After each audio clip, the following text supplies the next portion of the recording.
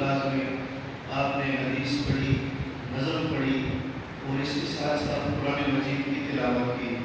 قرآن مجید اللہ کا کلام ہے اور ہمارے لیے مسلمانوں کے لیے ایک بہت بڑا تحفہ ہے۔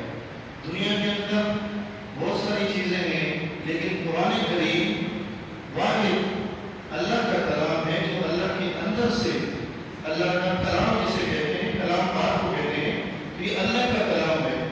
تو یہ کوئی معمولی چیز نہیں۔ یہ جو بچے بیٹھے ہیں ماشاءاللہ جو پڑھ رہے ہیں، یہ معمولی بچے نہیں۔ انعام لینا یا اچھا پڑھنا وہ تو محنت کے اوپر ہے نا۔ جیسا کہ ہم محنت کریں گے، صبح مدرسے پہ ٹائم پہ آئیں گے، قاری صاحب کو سبق دیتے ہیں، اس کو یاد کریں گے، تو وہ پھر محنت سے انشاءاللہ ہم کامیاب ہوں گے۔